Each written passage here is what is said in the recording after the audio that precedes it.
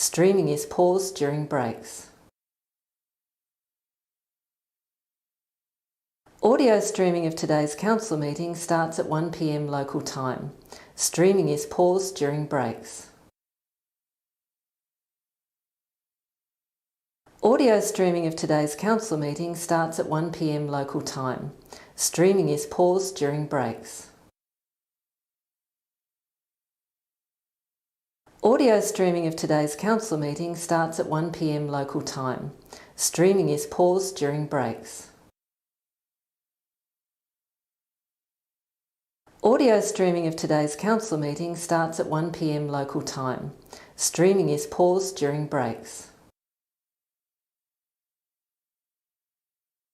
Audio streaming of today's council meeting starts at 1 p.m. local time. Streaming is paused during breaks. Audio streaming of today's council meeting starts at 1 p.m. local time. Streaming is paused during breaks. Audio streaming of today's council meeting starts at 1 p.m. local time. Streaming is paused during breaks. Audio streaming of today's council meeting starts at 1 p.m. local time. Streaming is paused during breaks. Audio streaming of today's council meeting starts at 1 p.m. local time. Streaming is paused during breaks. Audio streaming of today's council meeting starts at 1 p.m. local time. Streaming is paused during breaks. Audio streaming of today's council meeting starts at 1 p.m. local time. Streaming is paused during breaks. Audio streaming of today's council meeting starts at 1 p.m. local time. Streaming is paused during breaks. Audio streaming of today's council meeting starts at 1 p.m. local time. Streaming is paused during breaks. Audio streaming of today's council meeting starts at 1 p.m. local time. Streaming is paused during breaks. Audio streaming of today's council meeting starts at 1 p.m. local time. Streaming is paused during breaks. Audio streaming of today's council meeting starts at 1 p.m. local time. Streaming is paused during breaks. Audio streaming of today's council meeting starts at 1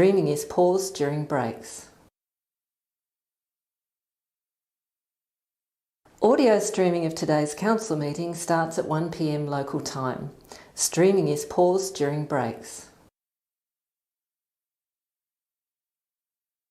Audio streaming of today's council meeting starts at 1 p.m. local time. Streaming is paused during breaks.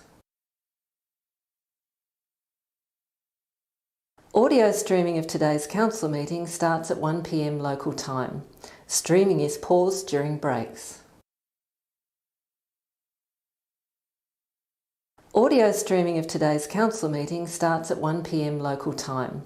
Streaming is paused during breaks. Audio streaming of today's council meeting starts at 1 p.m. local time. Streaming is paused during breaks. Audio streaming of today's council meeting starts at 1 p.m. local time. Streaming is paused during breaks. Audio streaming of today's council meeting starts at 1 p.m. local time.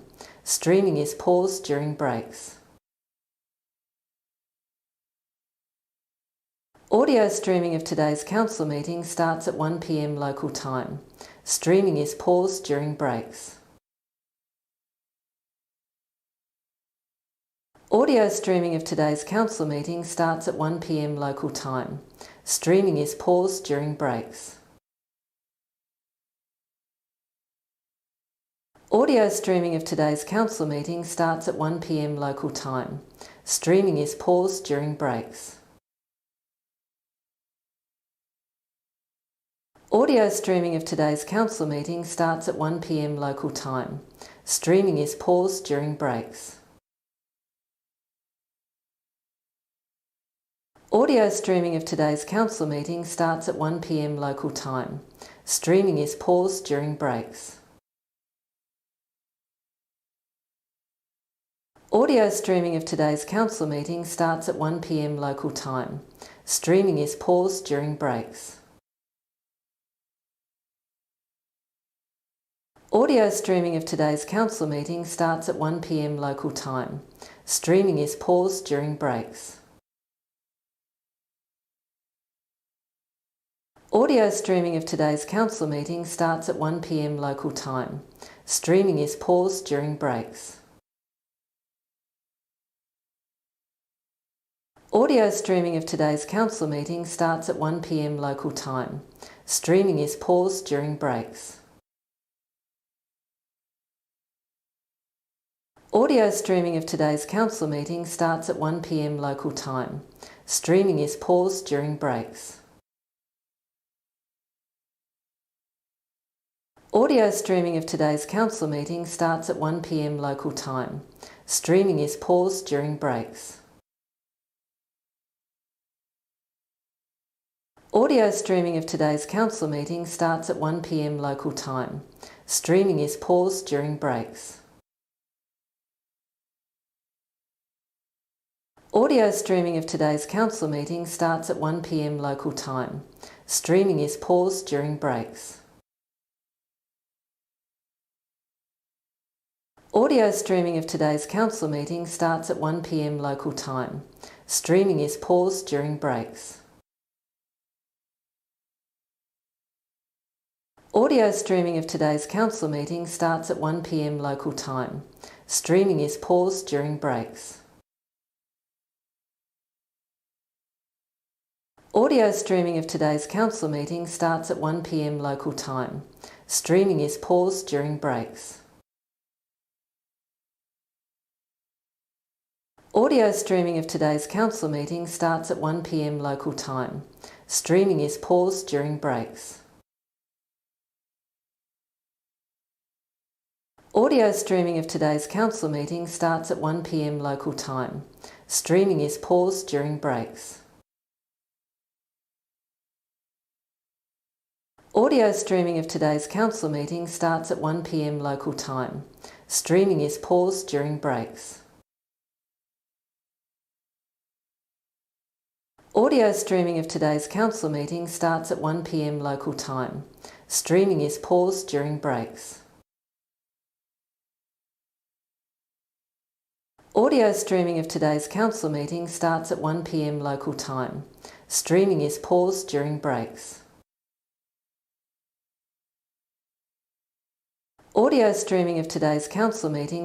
1 p.m. local time. Streaming is paused during breaks. Audio streaming of today's council meeting starts at 1 p.m. local time. Streaming is paused during breaks. Audio streaming of today's council meeting starts at 1 p.m. local time. Streaming is paused during breaks. Audio streaming of today's council meeting starts at 1 p.m. local time. Streaming is paused during breaks. Audio streaming of today's council meeting starts at 1 p.m. local time. Streaming is paused during breaks. Audio streaming of today's council meeting starts at 1 p.m. local time. Streaming is paused during breaks. Audio streaming of today's council meeting starts at 1 p.m. local time. Streaming is paused during breaks. Audio streaming of today's council meeting starts at 1 p.m. local time. Streaming is paused during breaks. Audio streaming of today's council meeting starts at 1 p.m. local time. Streaming is paused during breaks. Audio streaming of today's council meeting starts at 1 p.m. local time. Streaming is paused during breaks. Audio streaming of today's council meeting starts at 1 p.m. local time. Streaming is paused during breaks. Audio streaming of today's council meeting starts at 1 p.m. local time. Streaming is paused during breaks. Audio streaming of today's council meeting starts at 1 p.m. local time. Streaming is paused during breaks. Audio streaming of today's council meeting starts at 1 p.m. local time. Streaming is paused during breaks. Audio streaming of today's council meeting starts at 1 p.m. local time. Streaming is paused during breaks. Audio streaming of today's council meeting starts at 1 p.m. local time. Streaming is paused during breaks. Audio streaming of today's council meeting starts at 1 p.m. local time. Streaming is paused during breaks. Audio.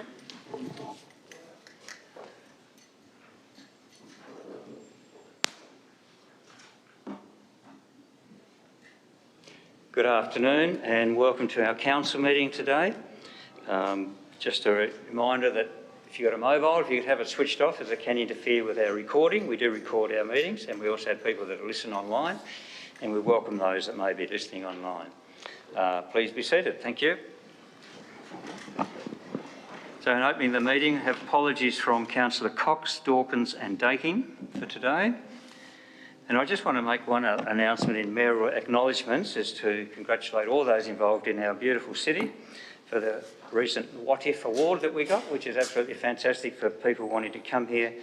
And that's based on data, so it's really based on the accommodation affordability, quality of accommodation and also for travellers' satisfaction.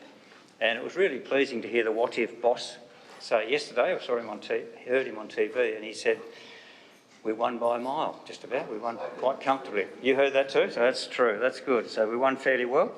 And it's fantastic for this city and we'll continue to work on that. It's going to bring us challenges, but the more people that come here, it's great for our businesses and tourists and accommodation as well. Any declaration of interest? Councillor Mackenzie? 9.1, thank you. No others. So confirmation of the minutes. Somebody move the minutes held on the 10th of February. Deputy Mayor, seconded Councillor Spencer. All those in favour, please raise your hand. And that is all councillors present. That is carried.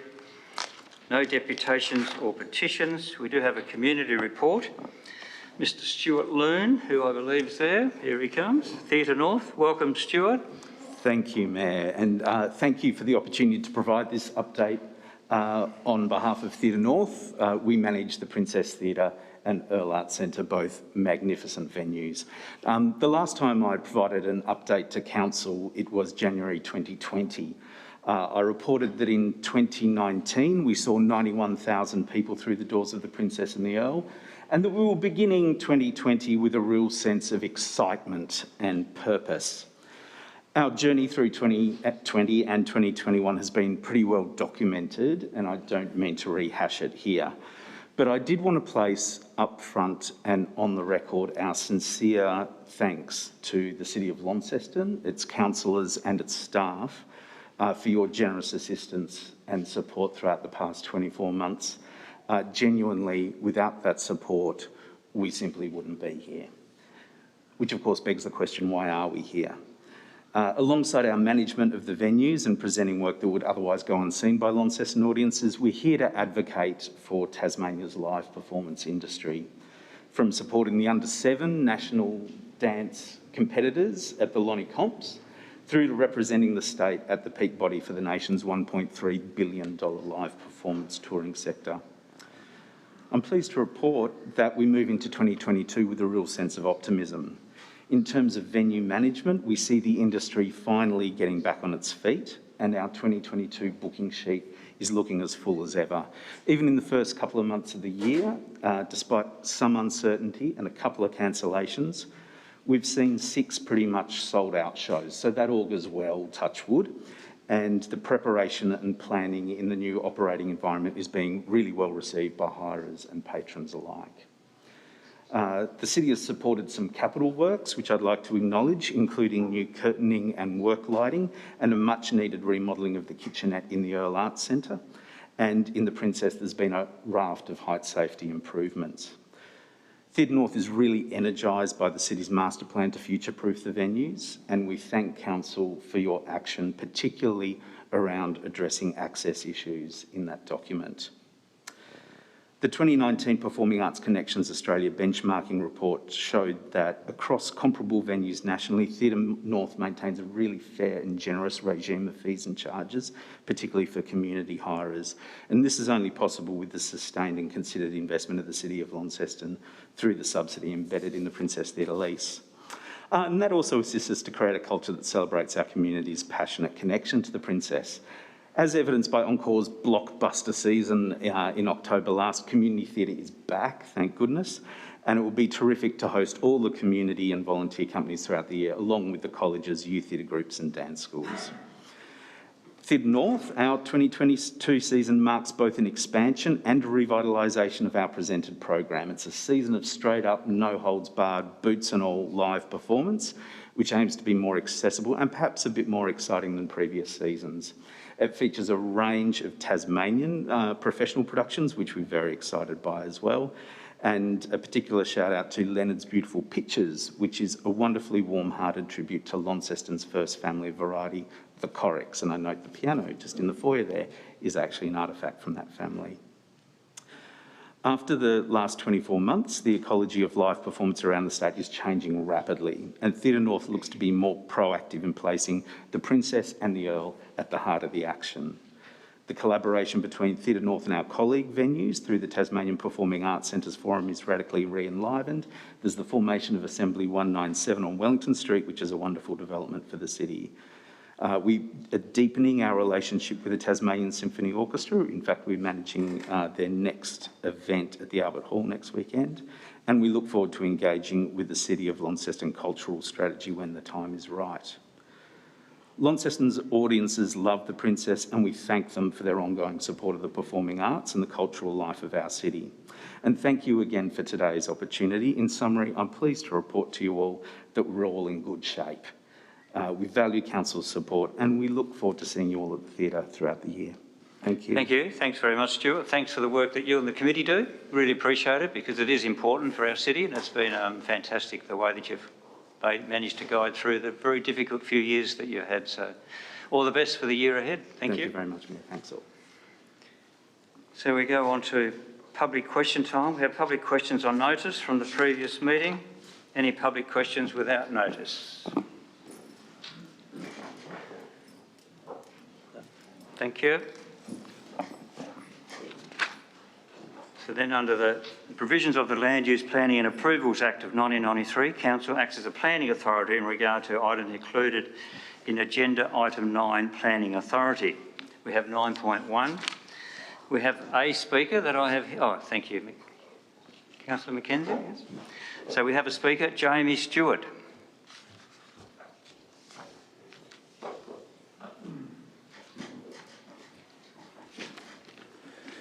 Good afternoon, Mayor and Councillors. My name's James Stewart.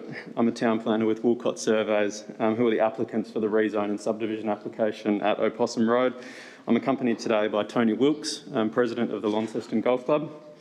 I'm here today to speak in favour of the planner's recommendation to continue supporting the amendment for a partial rezone and subdivision and recommend approval to the Tasmanian Planning Commission. We have reviewed and discussed all of the concerns raised during the 28-day exhibition period. Given the concerns raised over the impact on vegetation removal, we have engaged our flora and fauna consultant to review all of these issues and provide feedback in relation to them. He's concluded that none of the representations raise any issues which result in non-compliance. The subdivision application complies with the provisions of the Biodiversity Code under the Launceston Interim Planning Scheme. It is noted that as part of this natural values assessment that 2 flora and fauna assessments were undertaken, with one done in June and another done in spring. This ensured a comprehensive understanding of the state of vegetation and fauna which will be impacted. The consultant has concluded that no threatened flora or fauna was detected on the site during any of these inspections. The addition of 12 residential lots will not have a detrimental impact from a traffic perspective. As outlined in the traffic impact assessment which was provided, there will obviously be a minor increase in traffic numbers. However, it will not at all be unreasonable. Just briefly, we wish to note that the Golf Club has no plans to expand to the south. The road connectivity to the south was placed into the design at the request of council officers. While we agree that it does provide for future connectivity, we wish to emphasise that this was not part of our original plan and was only included as it was required by council planning and infrastructure officers. We therefore request that councillors vote in line with the recommendation put forward and allow this application to progress to TPC hearings. The hearings will allow an open discussion between ourselves, council officers and the representatives. Thank you for your time. Thank you very much. Right on your time. You did well. Are there any other speakers? That's all that I have here, so there's no one else who wants to speak? No? Thank you. So we go on to 9.1 then. Somebody? Sorry, I thought we were late.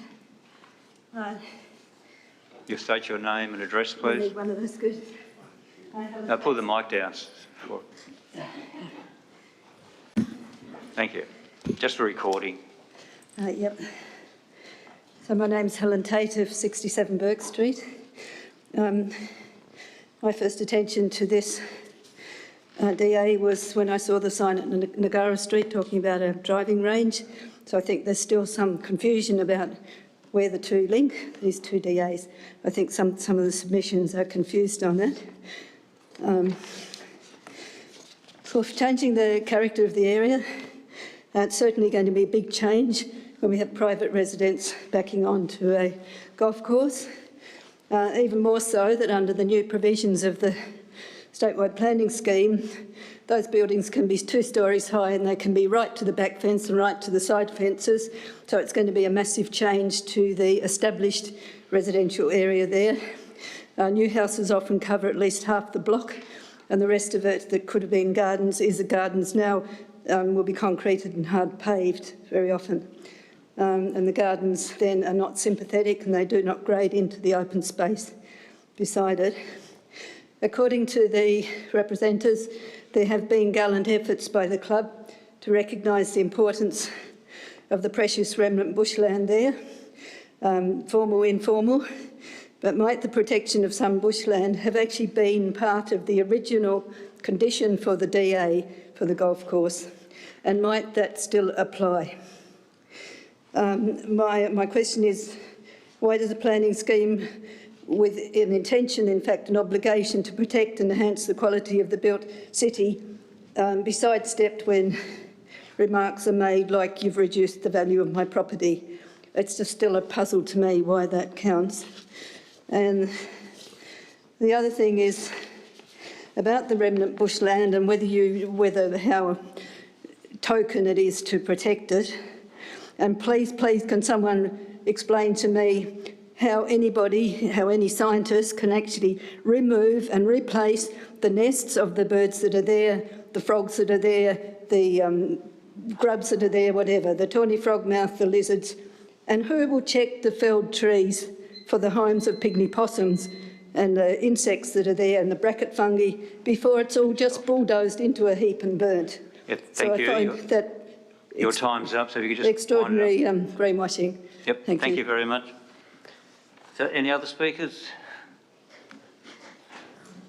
The last minute? No? Okay, 9.1, thank you. Is there someone happy to move a motion? Deputy Mayor moved, as is. Seconded. Councillor Harris. Deputy Mayor, wish to speak to it? Thank you, Mayor. Just briefly, and certainly appreciating both of the speakers that we've heard from, and indeed Ms Tate also included a representation as well. I think important to note that during the 28-day advertising period, that 11 or 12 representations have been received. The key issues and themes have been interrogated included in our report in order to be forwarded on to the TPC.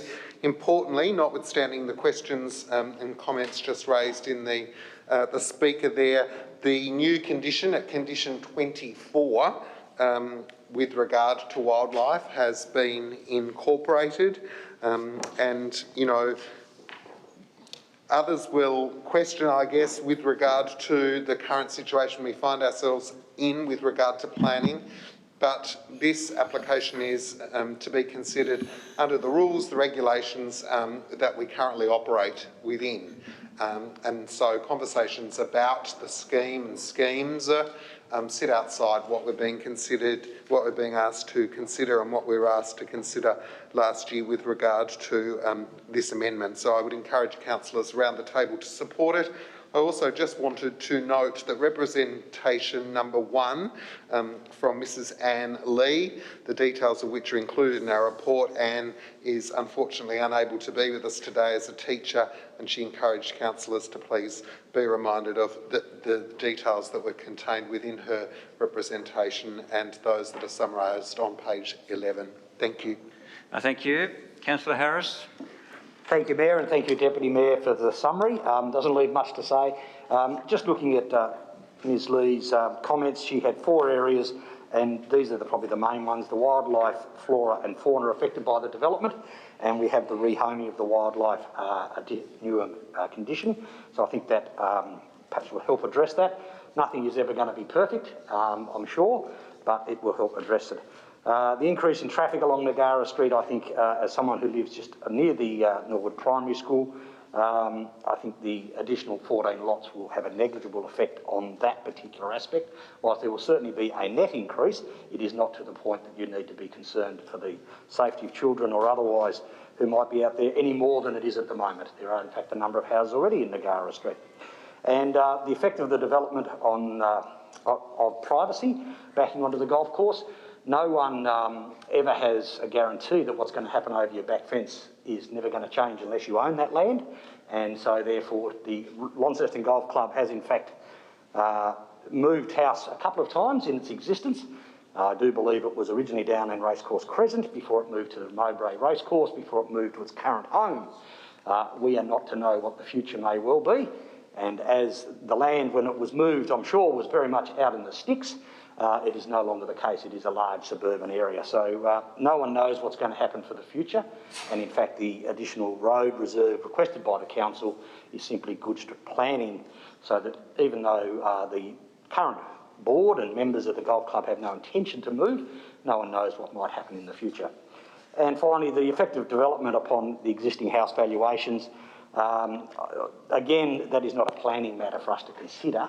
But to me, I think the development of this small enclave down there in the golf club will only raise the value of the area rather than decrease its value. But that's very subjective, and of course very depending on the whims of the real estate market at the time.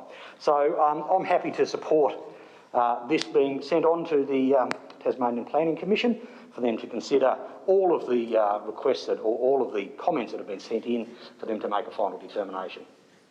Thank you. Any other speakers? Councillor Walker, question? Just a question, please, Mayor, if I can, to perhaps our planning officer or whoever's available. I suppose just to start with the street nub that has been included in this development application. Now, on the one hand, I understand both the developer and the council, I suppose, are saying that there's not necessarily any further use for that, but nonetheless there it is there, and I can understand why that would cause consternation for people living in the area, that there must be a presumption that it would be used at some stage. If it's not needed, then it wouldn't be there. But we have included it. So if I could just get an explanation, considering the developer said that, if I may finish, Mayor, considering the developer stated explicitly that they have no plans to do that, why we've insisted on having that. Thank you. Ian. Essentially, it's just future-proofing. You'd find the majority of subdivisions over a certain amount, similar to this, would always have a future connection. It's to sort of, I guess, if something were to happen in the future, and we completely understand that there's no plans for that, that there would be a connection and there wouldn't be issues pushed elsewhere. And yeah, another question, if I may. There was some mention by representations, and I think you referred to it in our council agenda as well, that there may have been some protection for bushland as part of the golf course at some point. It seems to be a fairly nebulous referral to that. What can you explain any more that you know about that? Yeah, look, a couple of the representations, I guess, stated that there was a sanctuary gazetted over the site, but looking into the land, we couldn't find anything that it was formally protected. And I mean, that's probably, if some evidence is provided to that, that would be something that the Commission would need to look into at the hearings. Thank you. Councillor Walker. Another question, please. Yeah, so can you just explain, for the council, hopefully no, but for the public, what the process would be from here? Okay, from here, from the decision today, it will be sent through to the Tasmanian Planning Commission. From there, they will then hold public hearings, which all the representatives will then be invited to attend. Then there will be discussion. They can ask questions of the representatives or of council, and ultimately they'll make a final decision. Thank you. Councillor Priest, question? Thank you, Mayor Van Zetten. Just a question for the planner. Could you just confirm for me the meterage of the proposed no-build area, the landscape buffer on Block 1 and Block 12, please? Sorry, I'll just have to quickly check if that's...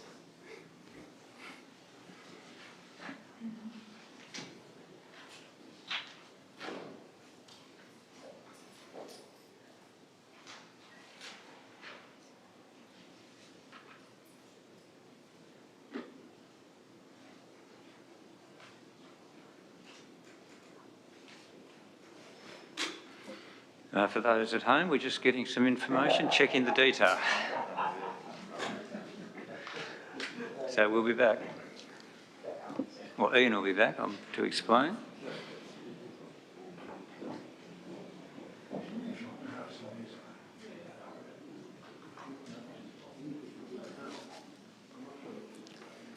You're right, Ian. Sorry, what were you referring to exactly? Just on the eastern side, I guess, of Block 12 and 1, marked on the map that we were provided with, it's got an arrow pointing to those sides, saying proposed no build area landscape buffer.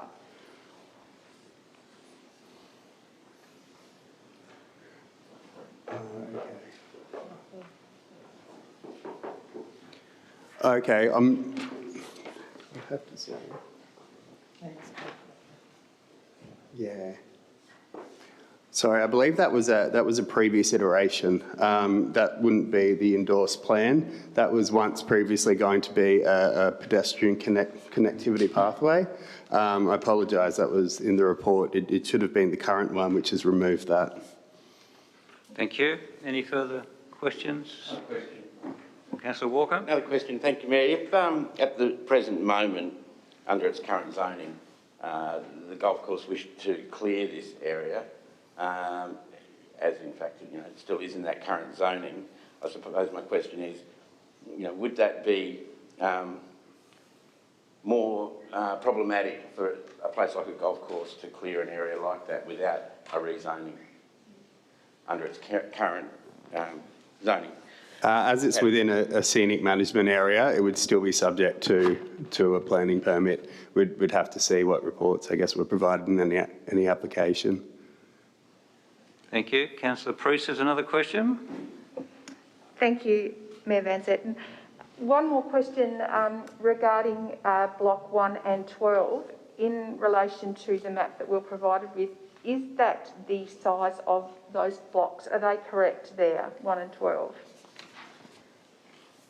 So as part of the representation or advertising period, we received a representation from the applicant who slightly revised the size of those lots, which we'd agreed to, and we're recommending that that be adopted, but that will be ultimately up to the Planning Commission to make that call.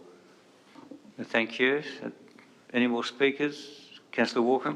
Yeah, we wish to speak to the motion. Thank you. I can understand why, turn my microphone on perhaps, I can understand why members of the public would have concerns with this. There are some outstanding issues that I don't feel have been fully addressed.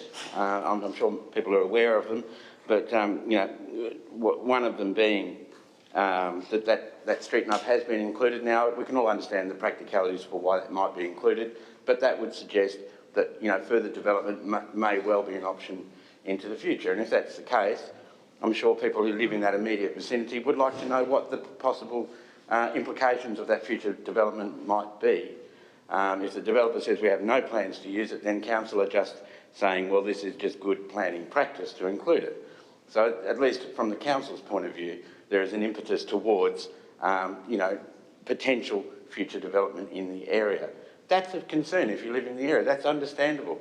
I don't begrudge people bringing that point up, and it's a legitimate concern.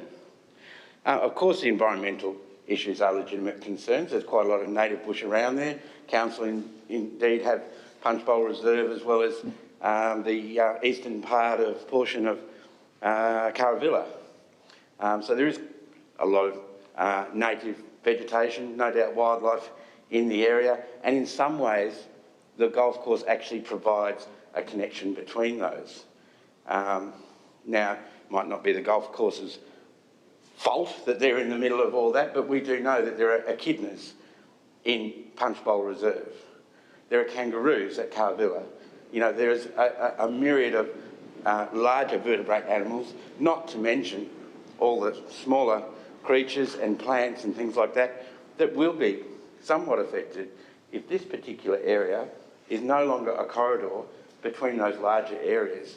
Now, that's probably not something that you can ascribe specifically to this development application, but the problem is that we're suggesting that there may be further development in the area by including that nub of that road. We're suggesting that we may be planning for a long-term view, which is further development in the area, isolating Punchbowl, completely surrounded by housing.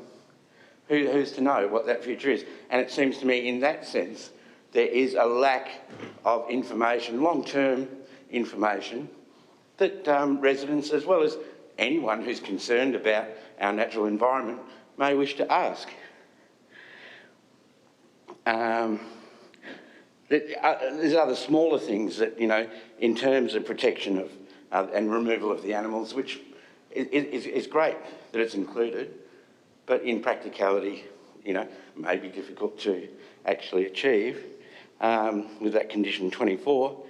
And also that it would seem, by representation, so I can't confirm this, that the golf club has already moved towards wanting to discuss the marketing and availability of these sites when they become available, before we've even made this decision today, let alone that the Planning Commission has actually also approved it. So there may be a little bit of putting the cart before the horse going on in that respect, which again creates consternation for the local residents, and that's understandable. It's completely understandable. So it makes my decision difficult today. I don't know if there's any other councillor who's struggling with the same types of issues.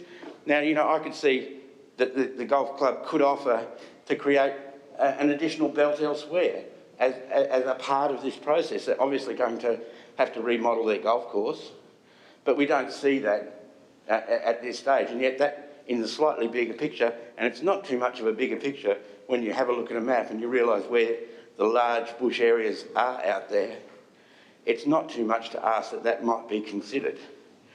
And yet, purely planning decision, you would say on a normal scale of things, this might be quite acceptable. But it does bring in those larger issues. And I'd be happy to hear from any other councillor who's struggling with those particular or any other sort of issues relating to this application. Thank you, Mayor. Thank you. Any other councillor wish to speak? Deputy Mayor, wish to close? Thank you, Mayor, and thank you to those councillors who have contributed to the debate, and certainly appreciate the avenue that Councillor Walker is coming from. I think it's really important, though, for us to, at its core, understand that the golf course is not public land, and as such, the owners of the golf course are entitled to request what they will for the land that they own, and in this instance put forward a development that sees a change of use. I think that's important, notwithstanding what has been and what members of the local community have enjoyed in times past.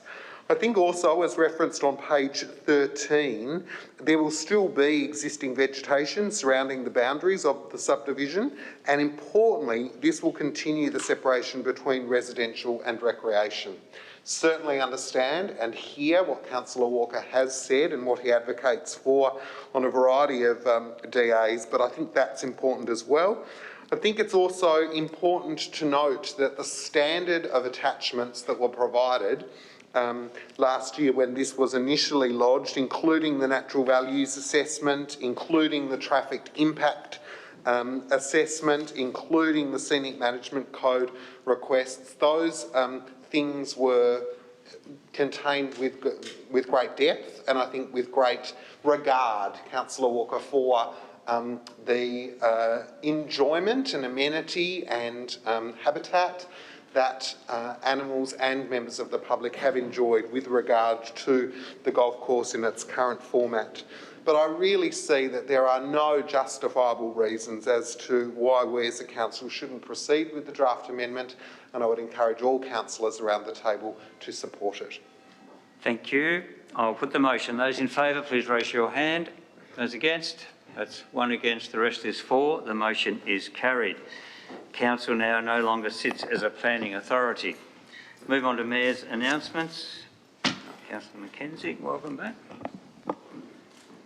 I just want to mention it was great to attend the unveiling of the Elsewhere World by Raymond Arnold, and quite a few councillors were there. The Deputy Mayor was there and a number of other councillors were there, and it was great. It was actually fantastic and great to be there for that event. But also on Tuesday, the opening of the University of Tasmania Library. Actually a great event for our city, a very important stage in the development. I too want to continue to thank our committee that's been working hard on that together with the UTAS, and thank the working group for the way in the CEO and Councillor Mackenzie and Councillor Soward, and Councillor Finlay when she was here was very instrumental in that. And now it's Councillor Harris who's on there, and Councillor Priest. That's right, got it. So, yeah, thank you for the work that you've done in that, because you can see that it's been a great development. It's been a great working together. It is a precinct that we can now use, and it's really open for the public as well. And I'm encouraging people in the public to go and have a look and enjoy and utilise. And I was talking to someone today at another function that he said he was there, and he had people that were against it were amazed and overblown away by the building, and to realise that it's now going to be open for people to go in and utilise as well, has nearly convinced them that it's the best thing that we can do for our city in the long run. So it's really great, and looking forward to not just that, but the further developments, but more importantly, looking forward to more people getting involved in education, more people being educated so that we can continue to lift the standards in our community, which is so important as well. On that same Tuesday was to meet with Minister Fletcher, but that's can be taken out because he didn't arrive, so I didn't have a meeting with him. And then this morning, it was a pleasure to go to the Clifford Craig announcement on the medical research grants. Councillor Priest was there as well. It's their 30th anniversary, and they do an amazing job in our community, have been, to support the LGH. And just interested in the grants, there was quite a few given, some, what was it, 600 nearly thousand, I think it was, if I have a figure, 800 something thousand, so it's really great. But the one in particular was the COVID-19 vaccination of vulnerable populations. And they are looking into that. This is going to be a world-first trial examining the immune response to COVID-19 vaccines in the vulnerable populations. And I looking forward to that, to seeing how that develops. I know there's concern with people in our community, so I'm sure that is going to be something that's absolutely fantastic. And Clifford Creative Foundation have provided the $360,000 for that to be achieved, along with other effects. So really great to be there, and I think to recognise Clifford Craig and the work they do in our community, which is so important. Their 30th year, so 30 years of celebration. Council reports. Deputy Mayor. Thank you, Mayor. Just one item from me today, and you've mentioned it, but I'd love to expand on it a little. The QV-MAG Art Foundation's handing over of the new acquisition on Friday night. As you've referenced, the work of Ray Arnold, an artist with international regard, and it's often the case, isn't it, that we don't celebrate our local achievers and know a lot about them when they're performing on the national and international stage. But just want to say that we as a council really appreciate the advocacy, the fundraising and the support of the volunteer group that is the Arts Foundation. Their ability to raise funds through events, through partnering with Arts Tasmania, through functions, through cocktail parties, through garden fetes, through their tenacity and their resilience during the last couple of years, they were able to raise such significant funds that was able to see the artwork acquired. And I think it's testament to the advocacy and passion that volunteers have, that they want to give up their time to advocate and support the institution that Launceston and Tasmania loves, which is the QV-MAG. So wanted to put on record our appreciation to Brian Hartnett and the other members of the Arts Foundation for their great work. Thank you. Councillor McKenzie. Thanks, Mayor. Just a few things to mention. Just noting Stuart, who was here earlier to talk on Theatre North, just noting the great work, and I think the great work that Stuart and Mandy and others on the Theatre North team have done over the last 2 years. It's been a very tough environment to work in the performing arts, and it was quite interesting. I remarked this the other day to them and others that really it was probably harder working in Theatre North when we had no patrons than it was when we actually do have patrons, because of all the aren't we going to, all the protocols that needed to go in place. A very stressful place, but those guys have done a fantastic job in seeing us through, and I think in a strong position to take advantage of 2022 and beyond in the arts world. So I just really wanted to acknowledge the work Stuart and Mandy and the others at Theatre North do.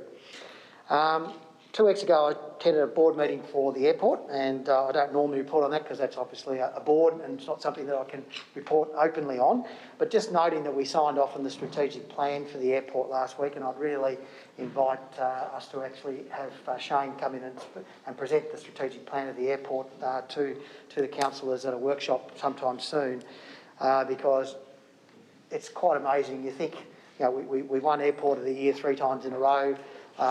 You think, what more can we do? And it's just amazing the number of things that we can actually achieve out at that airport, which is a fantastic asset for northern Tasmania. And I think it's terrific that Launceston City Council is a shareholder of that particular institution, because I think there's a lot of really strong things in the network. And I think that, again, on the back of the What If report, saying how good we are, I think the doors are going to open up, and I think Launceston is going to be a real attraction going forward. So therefore the airport and how it presents itself to those people as they come in and leave this state is something very important. So I'm pretty proud of what they're doing out there, and there's a lot more to come. So I think it'd be very advisable for us to get a briefing in relation to that. I attended the QV-MAG Arts Foundation function the other night, and again, a great thing on Raymond's artwork, and those haven't had a chance to go down there, it's there for everyone to see on the back wall and on the first floor. It's a fantastic representation there, and the work that goes into those sorts of presentations are just amazing. So that's fantastic. I also just wanted to acknowledge the new library and the opening, and it was terrific to see more than just the dignitaries at the opening on Tuesday last week. There was a significant local flavour of people from everywhere coming in, and I think that's the key thing that UTAS have been trying to put across. The University of Tasmania are just not for university students, they're actually for the whole of Tasmania, and as the Mayor said, the library is actually not just for university students to work, any of us can go in there and spend some time in there and study. And it's a fantastic space. You've got an art gallery in itself in there as well, so go to the QV mag on the way through and then go and have a look at the library and the presentations in there. And I think the focus back on our Indigenous people and the reconciliation process that UTAS are putting forward, I think is something very special as well, so I think that's terrific. And the final thing is I just think just to show how things are alive in Launceston. I didn't get to the Launceston Cup yesterday, but Councillor Priest and I went to the races on Sunday. We went to the Oaks and that was a really lovely affair. But just on the one day, I started off at 10 a.m. at the Wiggles at the Princess Theatre with my grandson, and we had a wonderful time there. So we went from there to the races, and then on the way home I popped into the soccer. So we had A-League soccer going on at UTAS Stadium at the same time. So to say that events are slowly starting to build up again, I think they're coming at us thick and fast. So it was terrific to have on one Sunday 3 activities going on in this city that were significant and represented a completely different group of people. So it was fantastic. Thank you. Any other councillor with a brief report on activities they've undertaken? Councillor Priest. Yes, just on the back of what Councillor Mackenzie just said, I just wanted to acknowledge that all that he said was correct and more. It was very wonderful to see the Big Picture School, their students out in the courtyard watching the opening of the library, and then when the ceremony had finished, the students from the Big Picture School came out and were shooting baskets and intermingling with other people that were there, so that was very valuable. And I just wanted to acknowledge also that attending the Clifford Craig Medical Research Grant announcements today, that it was fantastic as a hospital worker to be able to see that those awards or grants awarded, and to see the work presentations from the recipients presented. So often the hospital workers support those people, but they don't actually get to see the project presented. Thank you. Thank you. No other reports. We'll move on then. So questions by councillors on notice is there from the last meeting. Questions without notice for today. Any questions? Councillor Spencer. Just had a gentleman last week ask me the toxic soil from the new car park into May, where was that taken to? And was there any additional cost to council for removing it? Yeah, university one. CEO. Certainly there wasn't any additional cost to council because it wasn't our project, so the university had to manage that. They had requirements on their planning permit in respect of setting that soil aside and testing that soil and then disposing of it at the appropriate facility, and that, so depending upon what the finding of their analysis, it would have determined where it actually was deposited, and I'd have to find out where it was deposited, but we could get that information. Yeah, probably I don't need to tell him, that's all. Thank you. Any other questions? No. From other councillors? No? So we move on. No committee reports have been identified. Council workshop report. Moved Deputy Mayor. Seconded Councillor Soward. Do you wish to speak to it, Deputy? Councillor Soward? Any Councillor Walker? Thank you, Mayor, and I just do wish to speak to it in light of development applications today, that you'll note that councillors discussed the overview of the community engagement stage of the urban forest strategy, and this is important work in a changing world where trees do provide multiple benefits, as well as grassed areas, but especially tree canopies, can be shown to provide benefits in terms of keeping areas cooler in summer, keeping areas warmer in winter. Obvious benefits in terms of the climate change that we face as a world, and it's encouraging to see that the council is actively engaging in not just this theory or hypothesis, but in actual practicality, mapping the areas that currently have this urban canopy or are lacking it, and finding out how we can better extend that influence in our city. But it does bring to mind that in some ways, this will always happen at places like councils, that these strategies can butt up against other strategies, other planning decisions that the council has to make. So I would just remind councillors and the public that the council is engaging in this type of consideration, and that we will have to make changes, whether it is to our planning scheme, whether it is to other strategies within the council, to incorporate these new ideas, to adapt and to change to a world that is desperately in need of that change. Thank you, Mayor. Thank you. Any other speakers? Deputy, you wish to close? I'll put the motion. Those in favour, please raise your hand, and that is all councillors present. That is carried. So move on to 15.1. Deputy, will you have the chair? Sure, thank you. 15.1, there are no speakers. Assuming, Mayor, you will move the motion. I certainly will. Looking for a seconder. Thank you, Councillor Mackenzie. Yeah, it's pretty clear what this is about. I got an email, letter, correspondence, and requesting us to support what the other councils are doing around the country. So one way to find out whether we support it is to bring it to the table. I can say, though, it clearly has a significant social issue, and it's significant to lots of people in our community. There are quite a number of people that it does affect in our local community as well, and I think they would really welcome this, and I think it's something that I'm happy to support, but I want to hear what the views of the council are. So over to you, Deputy. Thank you, Mayor. Question from Councillor Harris. Thank you, Deputy Mayor. Just reading the recommendation that mentions that the request intervention for over 90,000 people who live on within the Australian community, and yet the letter from Back Your Neighbour says 5,000 people. I wondered if you could explain the difference, or someone, perhaps one of the officers might be able to explain the difference of 85,000 people that we're actually talking about here.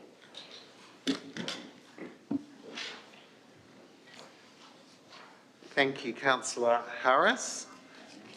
I'm not sure that anyone can answer that. The letter has been included on page 35, the flyer. Mayor, did you have any additional thoughts with regard to that? No, I can't answer. Dan can. Thank you. General Manager. Thank you, councillors. Having reviewed the website, it does appear, and this is an assumption based on the content that's live on their site now, that the PDF which is provided, which details 5,000, does appear to be incorrect or inconsistent with the information on their site, which is more aligned to the 90,000 number. So without making too many assumptions, it appears there may have been a typo in a PDF, but certainly all the website references the 90,000 quantity. Thank you, General Manager. Any further questions, Councillor Harris? Yeah, just a subsequent one. Is there any, and you may not know the answer to this, Dan, is there any indication of the breakdown of those between what I'll call temporary protection visas, or in fact the new bridging visa-e, and in fact what other people may view as refugees who are being kept in community detention centres for up to 9 years, because that is a very different category of things for us to be discussing here today. And I think it's really important that as a council we recognise our area of that we're responsible for. Under the Constitution, we are not responsible for immigration. That is in fact a federal matter. And in fact we Please get to just feel that I did ask the question. Have you got any breakdown of what 90,000 might be? CEO, no. General Manager? No. Seconder, Councillor Mackenzie. Thanks, Deputy Mayor. Look, I think that it's in the reading there. Without this access, an additional burden is currently being placed on local councils and charities to support many members of these communities. So, I mean, I think, having worked in the northern suburbs for the last few years and seeing the immigrant population and a number of people that's sort of out there, I think the response to refugees in general, I think has been very unsatisfactory. I sort of sometimes read the newspaper and I see a lot of things, people are kept in asylum, I just can't work out some of the reasons behind that sort of thing. But to leave people without support and making sure that if they're in the country that we actually have some form of level of support for these people while they're here, even if they're going through a process to determine whether longer term they should be here, is something that's worth pursuing. And I think that the letter that is being asked to be written, I think, is quite appropriate. Thank you, Councillor Mackenzie. Any other contributions? Councillor Walker. Thank you, Acting Chair, and I congratulate the Mayor, Councillor Van Zetten, for bringing this motion to the table. I'll certainly be supporting it, regardless of whether it's 5,000 people living in limbo or 90,000 living in limbo. I can see the importance of this to create some clarity around this issue. Of course, seeking asylum is not a crime. It's a human right, and there are many, many people in extremely difficult situations because of the lack of support that they've been given. Bear in mind, they are getting support from all levels of community activity, but not from government. And this is, as I say, it's a human right to seek asylum. And in the interim, whether or not you may agree that these people should be allowed to gain residency in Australia, the least we can do is show some decency in providing for these people on a government level. And if it takes local councils to bring this issue up and put it on the federal agenda, then by all means, I will be supporting that and supportive of any other council that would do the same thing. Thank you, Mayor. Thank you, Councillor Walker. Any other contributions? Councillor Preece. Thank you. I'd support Councillor Harris in asking the question of the breakdown of the numbers. I went onto the website to research the gentleman that was heading the campaign. I just think it's really important for us as a council to understand what we're supporting. I think the numbers are important. I think that it's important for us to understand the people that we're supporting. I appreciate too what Councillor Walker has just said. I will be supporting the motion today, but as a councillor, moving forward, I would enjoy the luxury of having people come to present to us when they're writing to us and requesting support. Thank you. Thank you, Councillor Preece. Councillor Harris. Thank you, Deputy Mayor. And look, whilst I can agree and see the sentiment of where Councillor Walker is coming from, having worked in a federal member's office where immigration is one of the many things that walks in through the door to ask questions, and so you have to get a brief understanding of not only their issues as a constituent, but also of the rules and laws that apply to Australia. And it is quite clear that of the things that this is calling the federal government to do, such as replace the existing claims processing system with a single refugee status determination process and an independent, timely and fair merits review, is actually asking the Immigration Department to throw out all their current rules and conditions that have evolved over time and in fact replace them with something that is unknown. Now, prior to the Second World War, if you were able to afford a passage onto a ship, you were probably able to come to Australia. However, since the 1970s, we have had a change in that, and now people have to form and apply to become immigrants to Australia, and in fact more apply every year than we accept. We accept somewhere around 140 to 180,000 new immigrants into Australia, a number of which are refugees. And in fact, since the Second World War, nearly 920,000 refugees and humanitarian aid people have in fact been accepted into Australia. That's nearly 1 million people. So to say that the system has to be thrown out and replaced does seem to me to be rather strange, such as replace temporary protection visas with a permanent humanitarian protection visa. A temporary protection visa lasts for 3 years and can be reapplied. Under it, you have access to Medicare. You cannot, and also you have access to other services. The only thing you don't have access to is a Centrelink payment as such. You even have access to employment services. So you've got to remember that what they are asking here is in fact much more than what it might seem. Because in fact, the third item they're asking for, increased funding to urgently clear the backlog of asylum application and appeals, I agree with. I would hate to be locked away unknowing why you're here. However, you must understand, who are these people that are applying for asylum? Most of them came to the country, not by boat, as you might imagine, but in fact they flew here and they've overstayed whatever visa they applied for to get here, whether it be a tourist visa or a student visa. So to me, yes, we need to clean up that backlog, and I'm happy to support that part of the motion. But I'm not happy to support the other parts, including provide access to Centrelink, Medicare, employment support and other vital services. They already get access to Medicare if they have a temporary protection visa. They also have access to employment services. So again, this is something that's been all-inclusive in this one letter. There's been one statement I agree with and the rest I cannot agree with. So I ask you all, it is your taxpayers' funds. It comes out of your tax. The federal government does not have money of its own. It only collects it from us as the people of Australia. And these are people who are not citizens.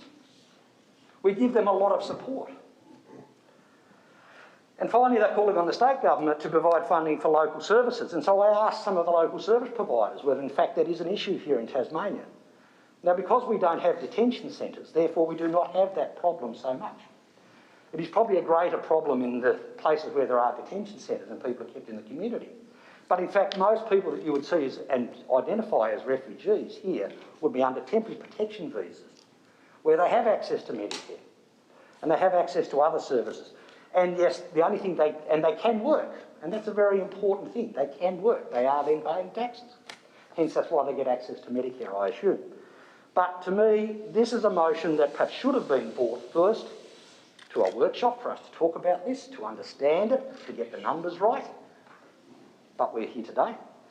So I'll be unfortunately voting against this motion today because I don't believe that we should be supporting all of those things when there is one good statement in there that is worth supporting along with all the rest. We are not the federal government. Under the Constitution and the Federation, immigration is federal government business. We are a local council. And yes, a local council could choose to write a letter to perhaps say that the people held in detention should be cleared under item 3, and I would certainly support that. But I cannot support this letter as it is. Thank you. Thanks, Councillor Harris. Anyone else? No further contributions. Mayor, do you wish to close? No, I think I've heard the views of the council, which is what I wanted. Thank you. Thank you, Mayor. We'll take the vote. All those in favour? Those against? There's 2 against. The motion is carried. Back to you, Mayor. Thank you, Deputy. So 15.2, Councillor Spencer. You want to move that as is? Yes, please. Thank you. Seconded, Councillor Walker. Councillor Spencer, you wish to speak to it? Yeah, I think we all know what happened down at Devonport. This affects one of my son's good friends, actually. He's got 2 jumping castles. Before this tragedy happened, he had problems getting insurance for this.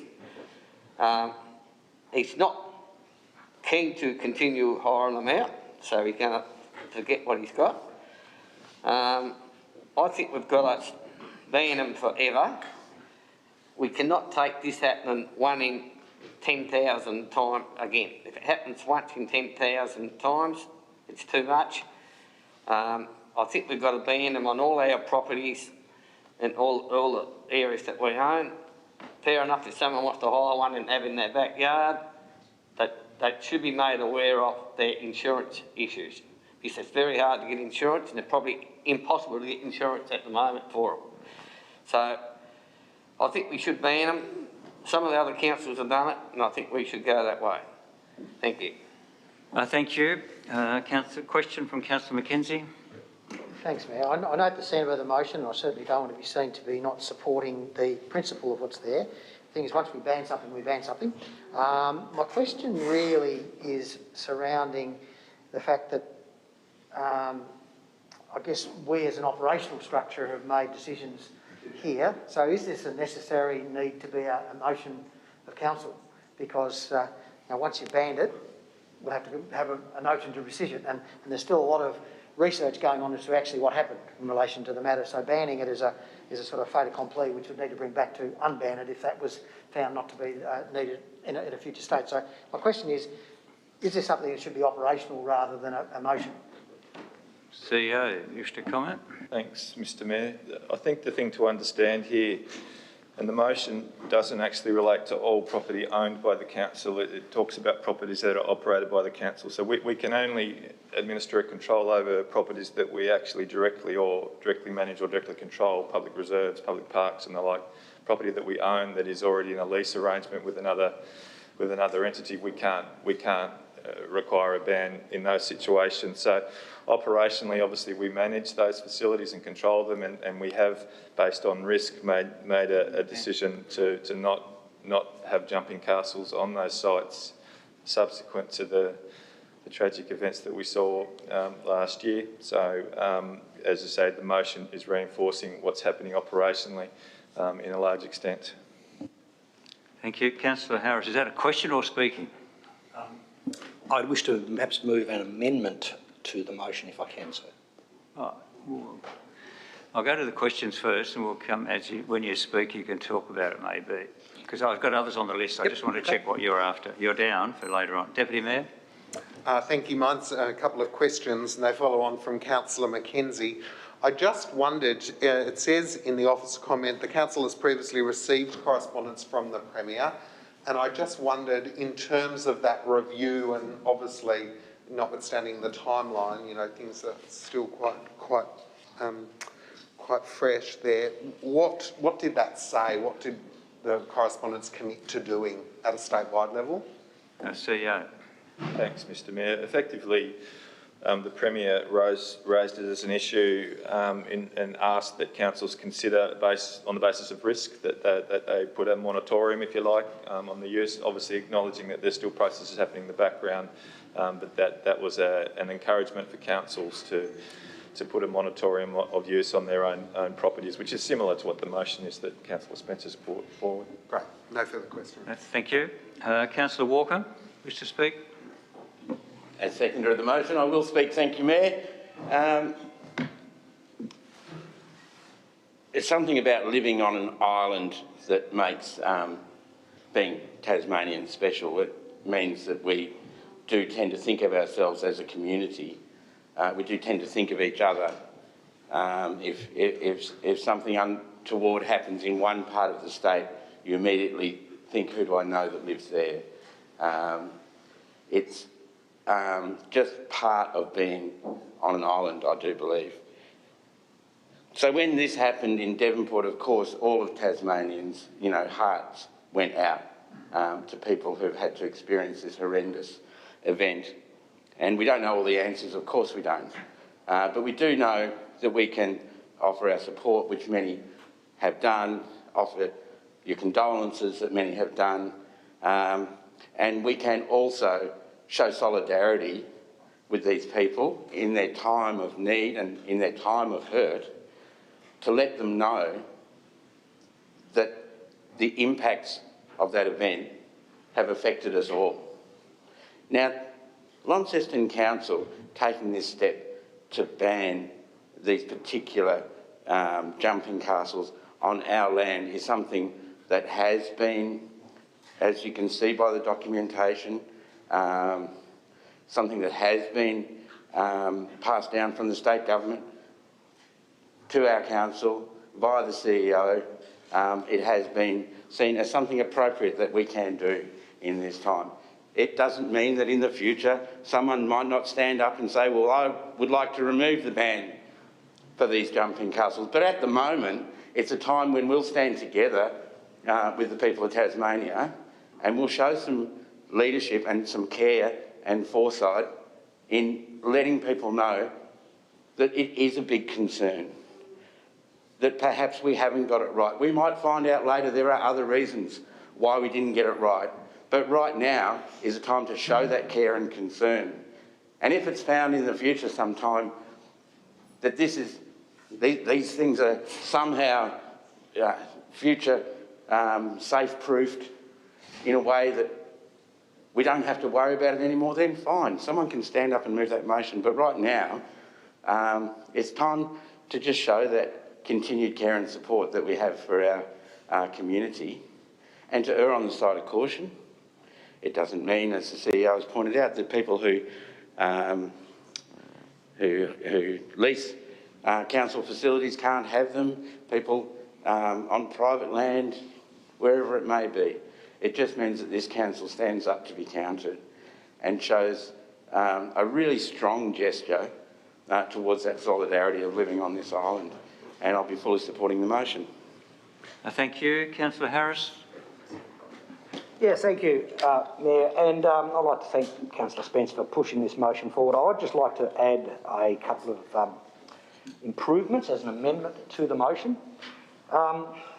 That the council ban the use of temporary jumping castles. I use that word temporary because if you think about what is down at Grindelwald... Before you speak, you do need a second. If you want to do that. Okay, well, do you want me to add the other motion, the other part of my... Well, you better state what you want to do and get a seconder. Before. Okay.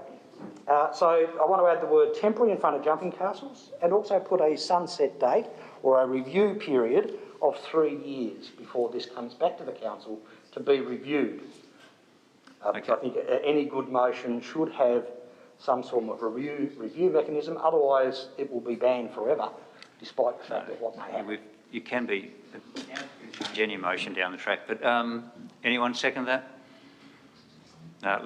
Councillor Bruce seconded it. So now we'll discuss the changes.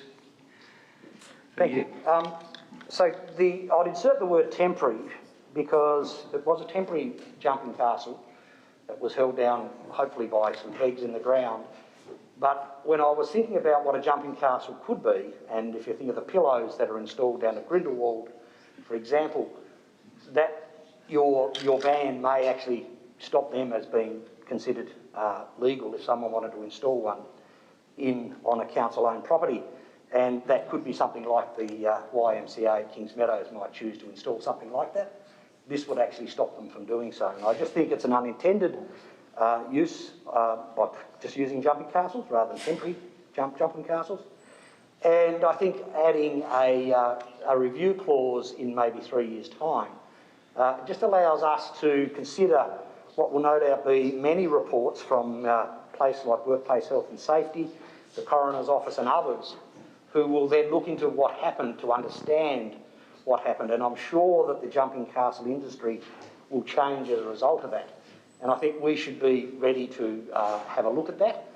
And that would make more sense than just having a blanket ban that would need another motion to come back towards council before we could even approve someone bringing perhaps a new improved jumping castle onto a council-owned reserve at some time in the future. And often that may not be actually thought about until right at the last moment when someone's trying to walk through the gate of the Royal Park to put up a jumping castle in 5 years' time to find that we still have them banned. So I'm just trying to improve the motion. I certainly support what Councillor Spencer and Councillor Walker have mentioned about being in solidarity with those at Hillcrest, but I think the motion just needs a little bit of tweaking.